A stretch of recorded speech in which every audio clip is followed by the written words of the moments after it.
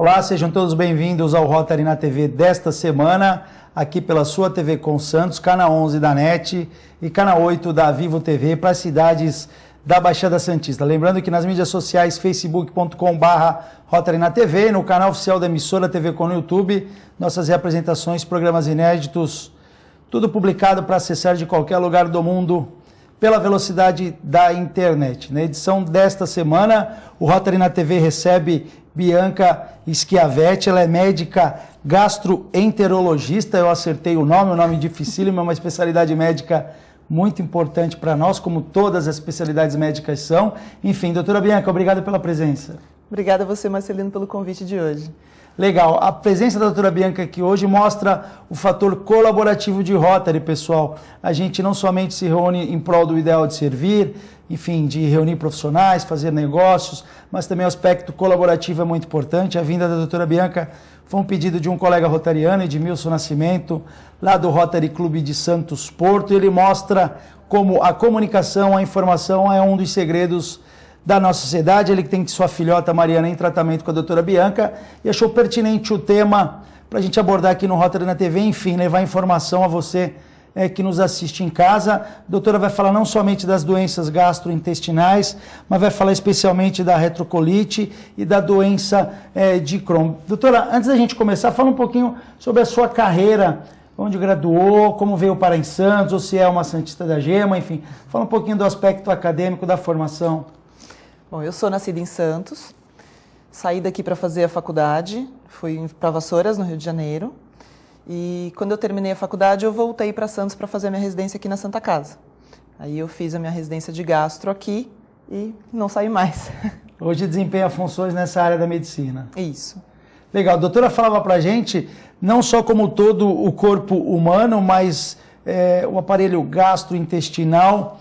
Ele reúne aí algumas especialidades médicas que de forma multidisciplinar são fundamentais no diagnóstico, tratamento e na prevenção de vários males. Doutora, não somente o gastro está envolvido nesse processo, mas quais outros profissionais cuidam do começo, meio e fim desse aparelho tão importante do corpo humano? Então, Marcelino, a gente tem as especialidades que são mais correlacionadas, como a proctologia, a cirurgia geral e do aparelho digestivo, mas também dependendo da doença gastrointestinal que a gente trata, a gente demanda muitas vezes de outras especialidades, como por exemplo a reumatologia, a dermatologia, no caso das doenças específicas que a gente vai falar daqui a pouco. Legal, a doutora desenvolve esse trabalho interessante multidisciplinar lá na Gastroclinic, que é o centro especializado que ela atua junto com outros profissionais da área médica. A gente vai colocar no vídeo também em breve os dados de contato da Gastroclinic para que todos possam também ter conhecimento do trabalho desenvolvido lá por várias especialidades médicas. Fiquei feliz de saber também que a doutora Kátia Genaga é uma das líderes da Gastroclinic também, junto com a doutora Bianca e outros profissionais. Enfim, é um corpo clínico extremamente competente nessa área da medicina e do nosso aparelho gastrointestinal, enfim, todos na sua especialidade médica dentro da Gastroclinic. Doutora, a gente tem algumas ações importantíssimas, até com a entidade que vocês estão fomentando, construindo, que é a GADIBS. A doutora vai falar um pouquinho o que representa essa instituição, talvez no segundo bloco a gente fale um pouquinho dela, mostre a sua logomarca, mas para poder falar da GADIBS, a gente vai ter que falar um pouquinho de algumas doenças que deram origem à formação desse grupo, que começou aí nas mídias sociais, com um grupo de WhatsApp, e hoje caminha para a formalização de uma entidade representativa em prol de algumas doenças. Vamos começar falando, doutora, da doença de Crohn. É um nome que muitos podem ter ouvido já, existe a falta de conhecimento por parte da população. O que é a doença de Crohn? Nós temos nós temos duas doenças inflamatórias intestinais, né? A retocolite ulcerativa e a doença de Crohn. Nós temos hoje uma dificuldade de saber ainda no Brasil como é que está a parte epidemiológica, porque a gente não tem estudos ainda nisso no Brasil, mas estima-se que cerca de 5 milhões de pessoas sejam acometidas no mundo. Então, apesar de ser uma doença para muitos nova, pessoas tenham começado a ouvir falar agora, já é uma doença bem mais antiga. A doença de Crohn ela é um caráter inflamatório do trato digestivo, ela pode acometer desde a boca até o ânus, e ela tem uma característica de poder ter locais doentes intercalando com locais saudáveis. É uma doença que tem um caráter primeiramente inflamatório, mas ela pode ter complicações tanto de estenose, ou seja, de fechamento do aparelho digestivo, como também de fístulas, né, que são pequenos caminhos, pequenos trajetos entre o intestino e algum outro órgão. Legal. E a doença, qual é o principal sintoma dela, doutora? Eu tive já uma esposa de um colega que tinha a doença de Crohn, fazia um tratamento contínuo, mas quais são os principais sintomas e como que se identifica e se existe o fator precoce, quanto mais cedo descobrir melhor, como é que funciona essa questão da percepção do mal? Os sintomas eles podem ser muito variados, dependendo da localização da doença, da extensão dessa doença e da forma como ela se apresenta. Uma característica marcante é a dor abdominal, às vezes uma dor inespecífica, perda de peso, anemia crônica. Se a doença acometer a parte do intestino do colo, né, do intestino grosso, diarreia e sangramento também podem estar presentes. Justamente por ter alguns sintomas que são comuns a outras doenças, às vezes o diagnóstico acaba sendo difícil. E existe uma frase que a gente usa na doença inflamatória que tempo é tecido. Então, quanto mais cedo a gente conseguir diagnosticar, tratar e poupar tecido, muito melhor a resolução a gente vai ter daquele paciente e evitar que ele tenha danos na estrutura do seu trato gastrointestinal. Daqui a pouco eu vou pedir para a produção colocar novamente a imagem para a doutora comentar. Eu vou chamar a foto daqui a pouco para que ela comente em cima da imagem. Existem níveis e estágio da doença. A doutora falou que ela intercala áreas saudáveis com áreas doentes do aparelho. Existe grau ou nível da doença ou não? Quando ela chega, quando ela é curada. Existe essas diferenças de níveis e existe cura para a doença de Crohn? Não existe cura ainda. A gente sabe que existe uma predisposição genética, então o indivíduo ele já nasce com uma predisposição genética para aquela doença e ao longo da vida ele é exposto a gatilhos ambientais, gatilhos externos, que em algum momento dão início ao processo inflamatório. Claro que uma mesma doença ela pode se comportar de maneira diferente em indivíduos diferentes. Então, às vezes, você tem um paciente com a doença de Crohn muito leve, muito branda, com poucos sintomas, com pouca lesão e que vai conseguir, mesmo sem cura, ter um tratamento estável e levar uma vida normal. E você tem pacientes que já abrem o quadro da doença de maneiras graves. Então, quadros muito severos, com doenças muito complicadas e que acabam realmente tirando o paciente de uma condição boa de vida. Então, a mesma doença ela pode se apresentar de maneiras diferentes. Então, na verdade, isso depende de cada prognóstico, diagnóstico, enfim, de uma avaliação individual do paciente. Muito individualizado. Tá. E o tratamento, doutora, ele é feito medicamentoso, ele é feito com repouso, com dietética, enfim. Esse caso que eu relatei da esposa de um amigo meu, ela fazia uso de um complemento, era um leite específico, em pó. Como é que é essa questão da dieta e do tratamento medicamentoso? Ele ocorre, não ocorre? Como é que é o dia a dia desse paciente, independente da sua gravidade? A terapia nutricional para a doença de Crohn, ela é excelente principalmente na população pediátrica. Em outros países, aqui no Brasil, a gente não consegue isso, por várias questões, mas existem trabalhos que mostram que a alimentação exclusiva própria para a doença, ela é capaz de levar o paciente pediátrico a uma melhora e a uma cicatrização tanto quanto os medicamentos. Então, a parte nutricional ela é fundamental, principalmente em crianças e adolescentes. Em alguns adultos com uma quadro mais grave, principalmente já com desnutrição, com grande perda de peso, baixa de proteína, anemia severa, esses complementos nutricionais eles são excelentes para complementar o tratamento medicamentoso.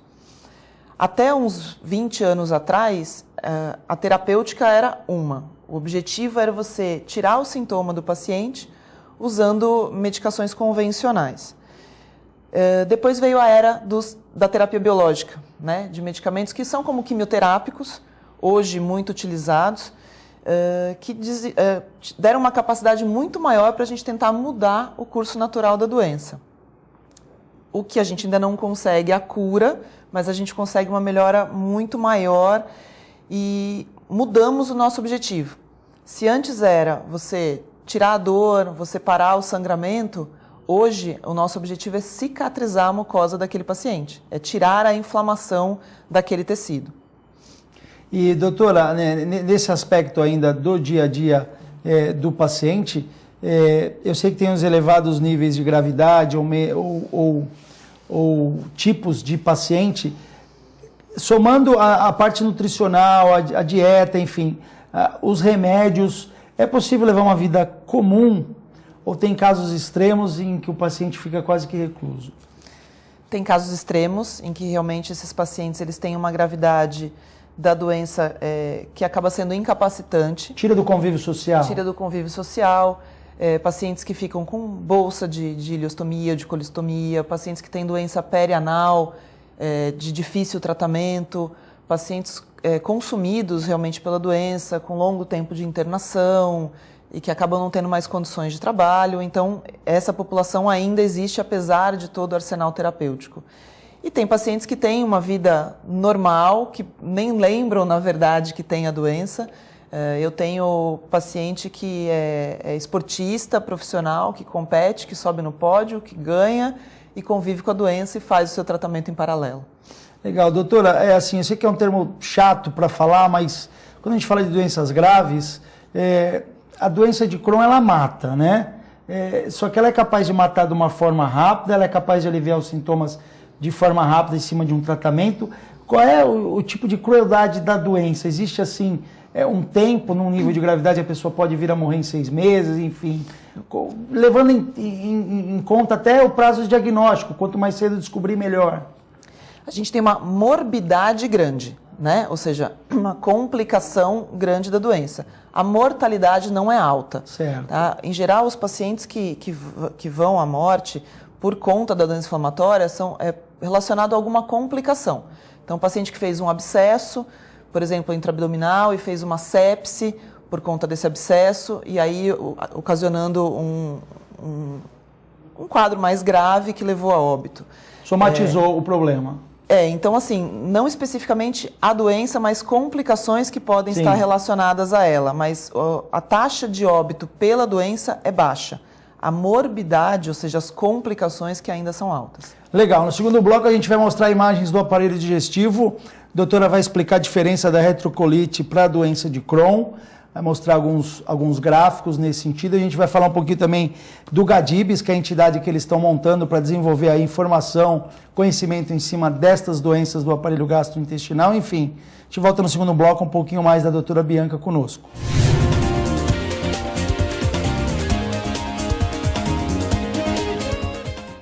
O que é Rotary? Somos uma rede de pessoas como você. A primeira rede social. Somos mais de 1 milhão de pessoas vivendo em todos os lugares mesmo. Nos reunimos para trocar ideias, fazer contatos e novas amizades. Somos voluntários em nossas e em outras comunidades. Estamos logo ali.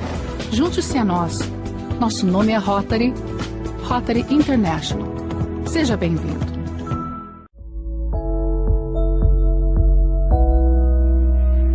Caros companheiros, meu nome é César Romão, sou escritor e palestrante.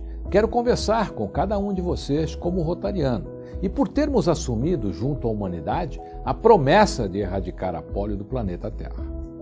Nossa preocupação atual está relacionada às dificuldades para motivar as mães e famílias a levarem seus filhos aos postos de vacinação. No ano de 2016, o país vacinou 84% das crianças até 5 anos. Uma cobertura vacinal inferior à meta de 95%. Com o objetivo de melhorar estes números, o Ministério da Saúde lançou uma campanha de vacinação contra a pólio e sarampo, de 6 a 24 de agosto.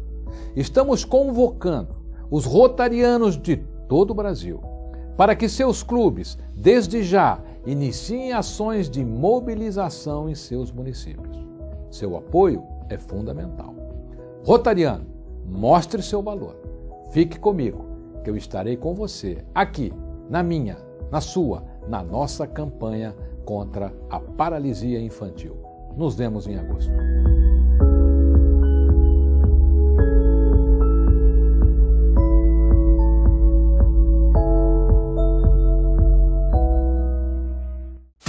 Mais 1 minuto e o portão do Enem fecha. Mais 1 ponto e eu passava na prova. Mais 1 dia e eu vou ter 18 anos. Mais 1 gol, meu time seria classificado. Vai ficar sem fazer nada ou vai fazer a diferença? Tudo muda quando a gente participa da mudança. A democracia é feita com a participação de todos. E aí, partiu mudar?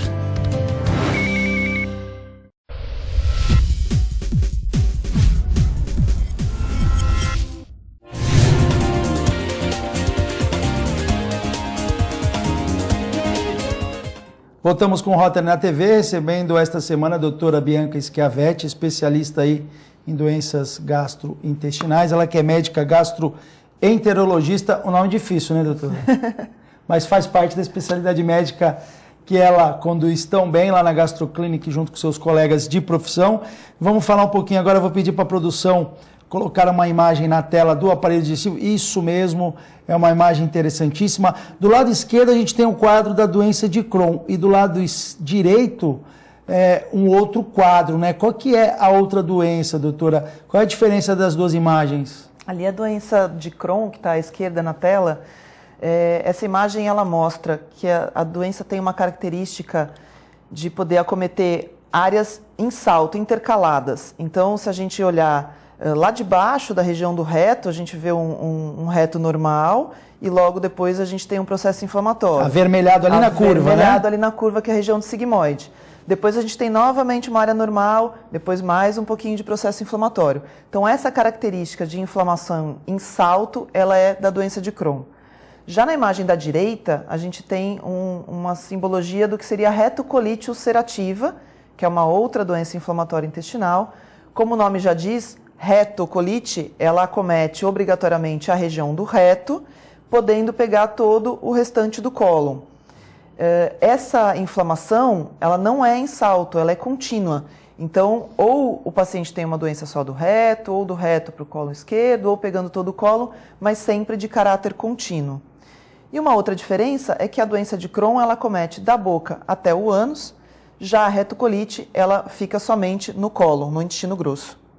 Tá perto da região do ânus, a retrocolite.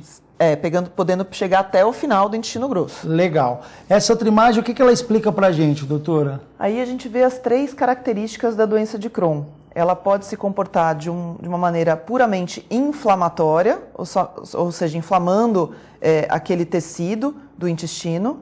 Ela pode ter um caráter estenosante, ou seja, ela pode fazer pequenas obstruções mecânicas naquela alça de intestino.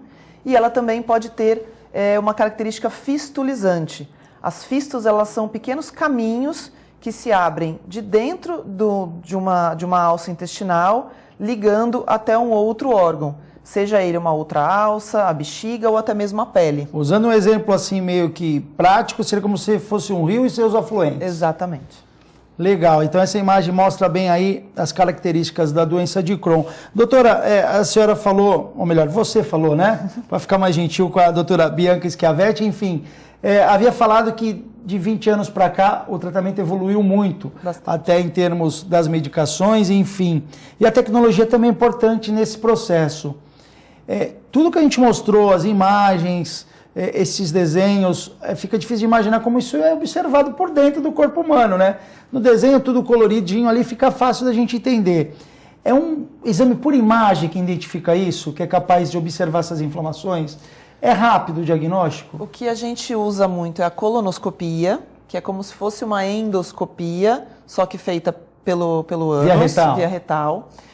Na colonoscopia, existe uma maneira de você olhar todo o cólon, o intestino grosso, e ver onde tem área inflamada, onde tem ulceração e fazer biópsia naqueles locais se necessário. Só que, como eu te falei antes, a doença de Crohn ela pode pegar da boca até o ânus. Então, uma endoscopia, ela pode ver até o final do estômago, comecinho do intestino fino, do intestino delgado, que é a região do duodeno. A colonoscopia, por baixo, vê todo o cólon, atravessa a válvula iliocecal, que é a transição para o intestino entre o grosso e o delgado, só que a gente tem um ponto cego. Então, no meio disso, hoje o que a gente usa muito são os exames de ressonância e tomografia, principalmente as enterografias, que são esses exames de tomografia e ressonância com uma técnica especial para olhar o intestino delgado. E a gente consegue ver também através de imagens desses exames se existe processo inflamatório, processo de fibrose, fístulas, estenoses. Então, na verdade, unindo esse aspecto multidisciplinar dos vários exames disponíveis na área da medicina, não existe um ponto cego para o diagnóstico, existe um ponto cego para os exames de imagem, que são intracorpóreos, né, pode se chamar assim, mas o exame de imagem por ressonância identifica. Então, na verdade, não existe esse ponto de escuridão para o médico. A escuridão, às vezes, é na dificuldade de se fazer um diagnóstico diferencial. Certo. Então, às vezes, eu tenho um paciente que tem uma dor abdominal, que tem uma inflamação no intestino, mas que eu não consigo bater o martelo Sim. de que é uma doença de Crohn. Aí eu uso alguns exames de laboratório, provas inflamatórias que a gente tem, um exame de fezes chamado calprotectina fecal, que também ajuda. Então, o diagnóstico, ele é um conjunto Sim. de exames de quadro clínico para você poder intitular uma pessoa como tendo uma doença inflamatória. Legal. Doutora, antes da gente entrar na questão do GADIBS, você havia falado que o Crohn tem a predisposição genética, né? Como é que a gente identifica a doença num bebê, por exemplo? Obviamente o bebê vai chorar, vai sentir dor, né? Mas dificílimo, né? Isso é muito difícil. O diagnóstico diferencial na pediatria, acho que é uma grande problemática. Nós temos em São Paulo um ambulatório da Unifesp com a doutora Vera, que é uma gastroenterologista pediátrica fantástica, e realmente lá existem bebês, crianças com diagnóstico muito precoce.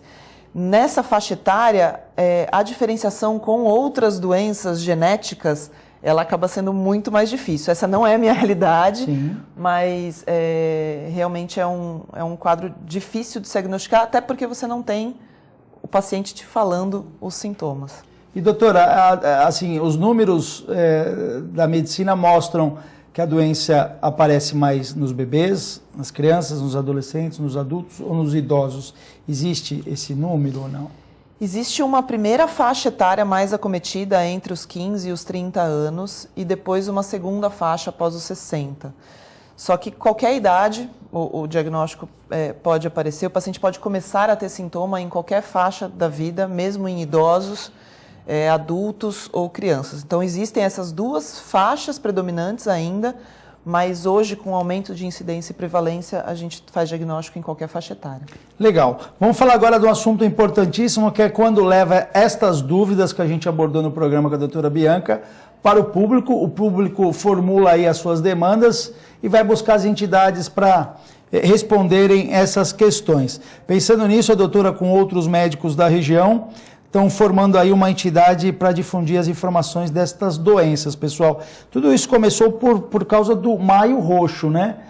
Qual foi a ideia do Maio Roxo? A gente sabe que foi fora do Brasil.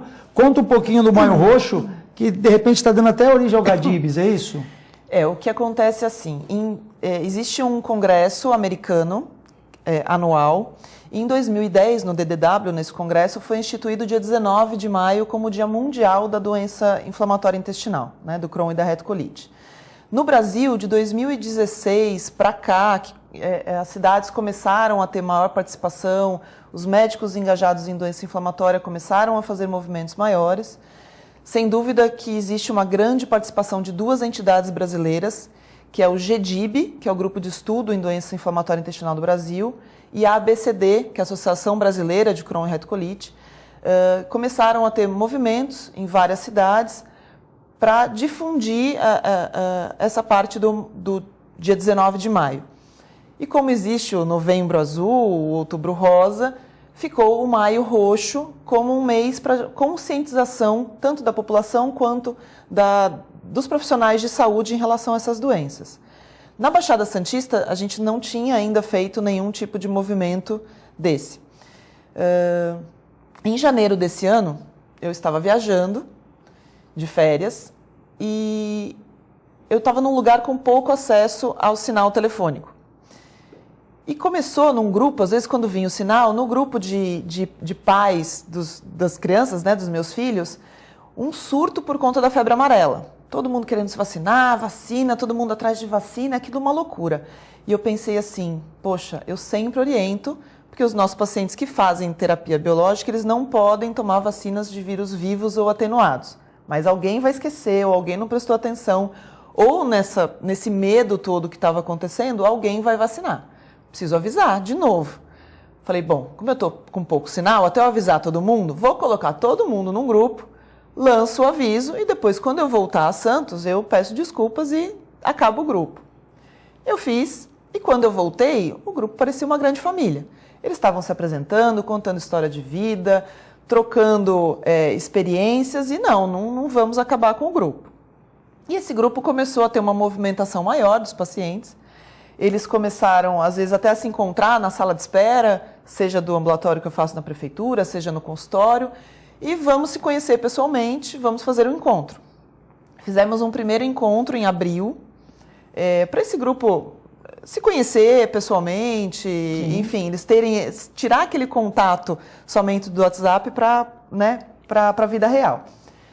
E, véspera do mês de maio, eu tinha ido para um congresso do GDIB, tinha conversado com a presidente da ABCD, a doutora Marta, pedi as camisetas para ela do Maio Roxo para tentar fazer alguma coisa aqui em Santos. E comentei isso nessa reunião e eles ficaram apaixonados com a ideia. E aí, então, no mês de maio, a gente não conseguiu fazer dia 19, porque o tempo não ajudou, mas no dia 20, que foi o dia da corrida da tribuna, o dia estava lindíssimo e a gente conseguiu fazer o primeiro encontro desse grupo, que já tinha se dado um nome, de GADIBS, que é o Grupo de Apoio em Doença Inflamatória Intestinal da Baixada Santista. Um dos pacientes fez o logo. Como ele disse, assim como existe uma crescente na prevalência e na incidência da doença, vamos fazer então uma crescente de divulgação para esse público. Então essa foto que está é a foto do primeiro encontro, que foi feita em abril, onde o pessoal realmente se conheceu. Eu mostrei para eles a camiseta, falei um pouco a respeito do Maio Roxo, e daí a gente começou a formular o nosso encontro de maio, que foi esse que está na tela, no dia 20 de maio. Na Praça Independência. Na Praça Independência, que é o nosso símbolo daqui, foi um dia extremamente especial. Legal, pessoal. Está aí uma ótima oportunidade para os clubes de Rotary desenvolverem parcerias com o GADIB, como já existe no Setembro Amarelo, enfim, no Outubro Rosa, as doenças cardiovasculares também, tem acho que um mês dedicado para isso. O Rotary Clube de Santos aí desenvolve o programa Coração Alerta também, do infarto do miocárdio, enfim. Então, uma oportunidade, você que é membro, líder de um clube de Rotary, procure a doutora Bianca, a doutora Kátia, para desenvolver ações com GADIBS em prol do Maio Roxo e das doenças gastrointestinais, do âmbito inflamatório, enfim. Doutora Bianca, nosso tempo acabou. A gente vai deixar aqui o convite para voltar no programa novamente para divulgar o próximo evento do GADIBS. Enfim, um minutinho final para as suas despedidas. Bom, eu quero agradecer a oportunidade. O GADIBS está em início ainda de formação. Nós vamos ter o nosso CNPJ em breve. Qualquer tipo de apoio, de divulgação.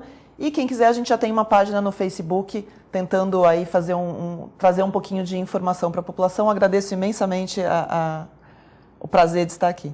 Legal, você rotariano, chame a doutora Bianca Schiavetti e sua equipe para palestrar no seu clube de Rotary sobre doença de Crohn, sobre retrocolite, enfim, muita informação importante em prol da saúde do ser humano. Com essa mensagem especial sobre saúde humana, a gente termina nessa semana o Rotary na TV. Voltamos no próximo domingo. Fiquem todos com Deus. Forte abraço, pessoal.